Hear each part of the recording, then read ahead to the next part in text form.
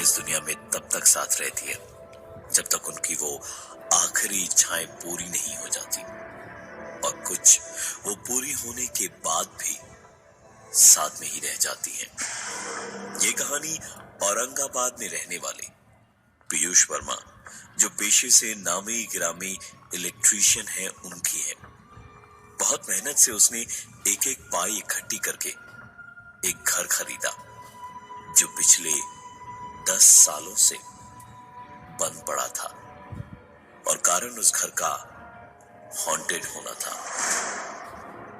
लोग कहते हैं कि जो भी रात के अंधेरे में इस 2 मंजिला घर में गया वो कभी भी वहां से जिंदा नहीं आया, और ना ही उसकी डेड बॉडी मिली।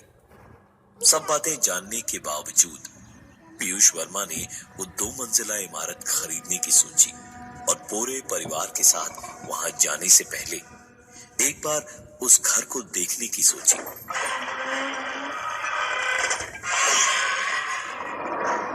घर का मेन दरवाजा जंग लगे कब्जों के कारण एक ऐसी आवाज कर रहा था जो अपने आप में ही डर का माहौल पैदा कर रही थी।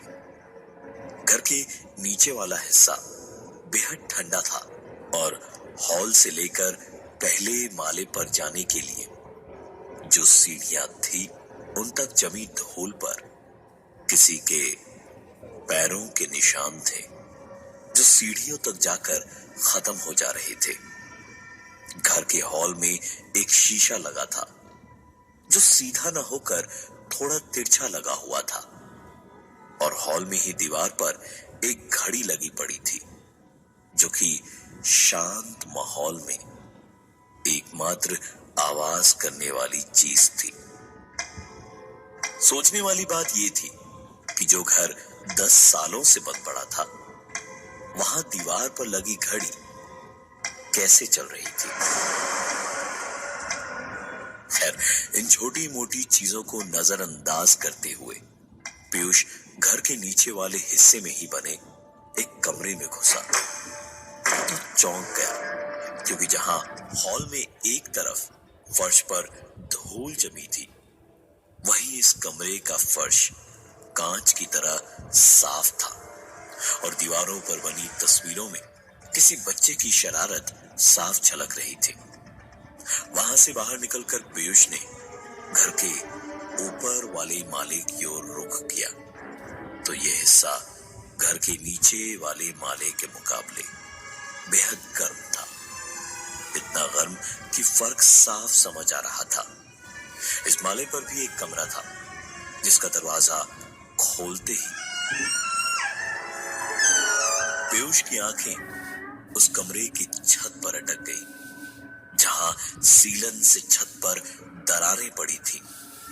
पीयूष ने उसके बाद घर के छत की ओर रुख किया, और एक बार फिर से चौंकने की बारी थी उसकी, क्योंकि जो घर सालों से बंद पड़ा था, उसकी छत पर गमलों में लगे पेड़ अभी भी हरे भरे थे, जैसे कोई उन्हें रोज पानी देता हो।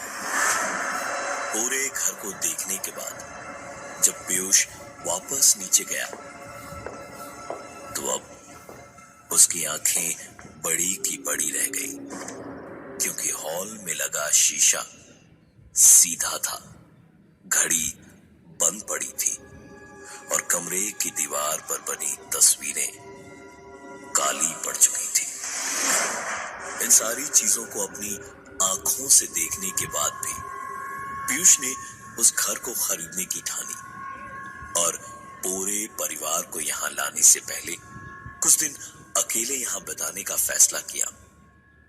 दिन के वक्त ही उसने घर की पूरी साफ सफाई करवाई और ऊपर वाले माले की वायरिंग का काम खुद ही शुरू किया। थोड़ी ही देर में उसने वायरिंग का काम कंप्लीट किया, और पूरे घर को रोशनी से जगमगाता देख एक पल के लिए उसे लोगों के इस मकान को भूतिया कहने की बात पर हंसी आ गई। पीयूष की पहली रात थी इस घर में, और मन में हजारों सवाल कि उसके लिए इस रात की सुबह होगी या नहीं। तकरीबन 11 बजे थे उस वक्त जब पीयूष पानी पीने किचन में गया, और घड़े से पानी निकालकर ग्लास में भरकर किचन से बाहर जा ही रहा था, जब उसे घड़े के ढक्कन के सरकने की आवाज साफ सुनाई दी। उसने तुरंत पलट कर देखा तो घड़े का ढक्कन वहीं का वहीं था। इसे अपना वहम मानकर पीयूष किचन से बाहर गया और सीधा छत पर पहुंचा। रोशनी से जगमगाता औरंगाबाद का छोटा सा इलाका बेहद खूबसूरत लग रहा था और चारों ओर से सर्द हवाएं चल रही थी। पीयूष कुछ देर छत पे ही खड़ा रहा और फिर वापस नीचे आने को हुआ। छत का लोहे का दरवाजा बंद किया और सीढ़ियों से नीचे उतर आया, लेकिन आखिरी सीढ़ी उतरते ही पीयूष ने पलट के दरवाजे की कुंडी की ओर देखा तो जो कुंडी उसने अभी अभी लगाई थी वो खुली हुई थी। पीयूष तुरंत ऊपर वापस गया और दरवाजे को खोलने की कोशिश की तो पाया कि दरवाजा छत की ओर से बंद था। पर कैसे? पीयूष तुरंत बाहर निकला, सीढ़ी लगाई और ऊपर चढ़ के देखा तो पीयूष का दिमाग जैसे बिजली के झटके खा रहा था। छत की ओर से दरवाजे की कुंडी खुली पड़ी थी। पीयूष ने वक्त बर्बाद नहीं किया और चुपचाप वापस नीचे आ गया। अपने कमरे में फर्श पे गद्दा चादर बिछाकर वो सोने की तैयारी कर ही रहा था जब लाइट चली गई। पीयूष ने खिड़की से बाहर झांका तो देखा कि अड़ोस पड़ोस हर जगह लाइट आ रही थी। पीयूष उठा और सीधे मीटर रूम में फ्यूज चेक करने गया। फ्यूज बॉक्स खोला तो देखा सब ठीक था वहां। पीयूष को कुछ समझ नहीं आ रहा था कि उसके साथ क्या हो रहा है। वो चुपचाप लेट गया और सोने की कोशिश करने लगा।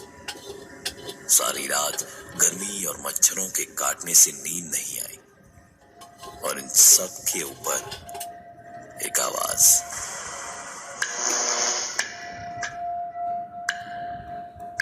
लगातार उसे परेशान किए हुई थी।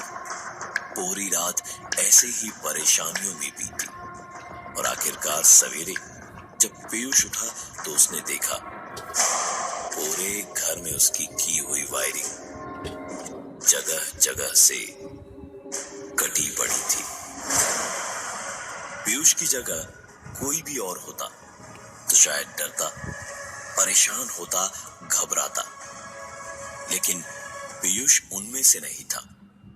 उसने मुंह हाथ धोया और वापस वायरिंग करने में लग गया।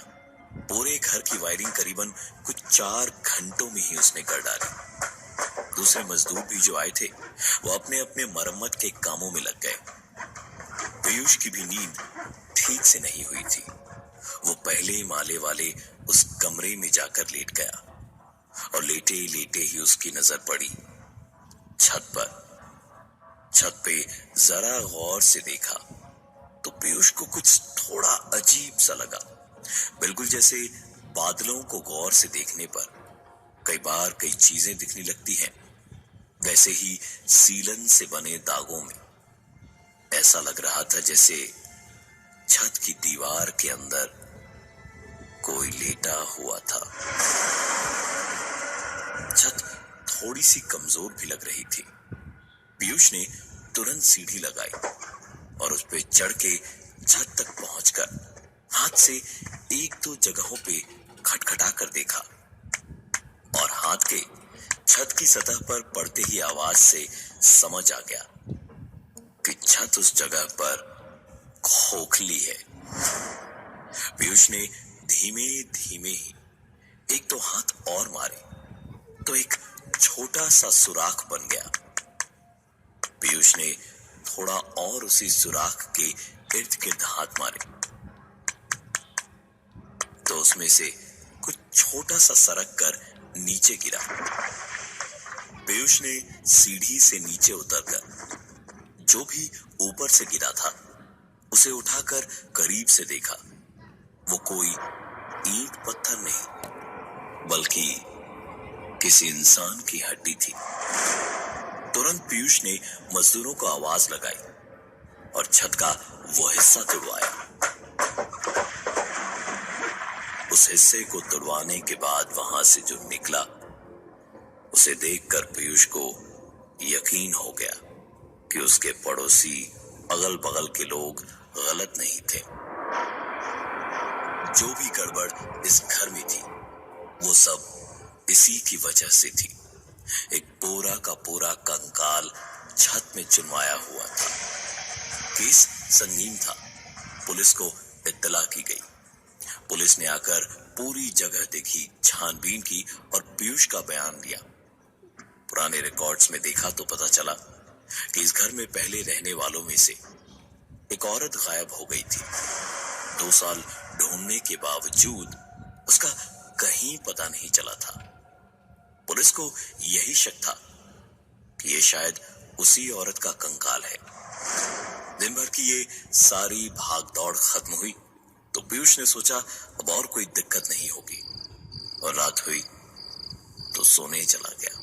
रात को लेटे ही बगल के कमरे से आती एक आवाज से पीयूष की नींद टूटी।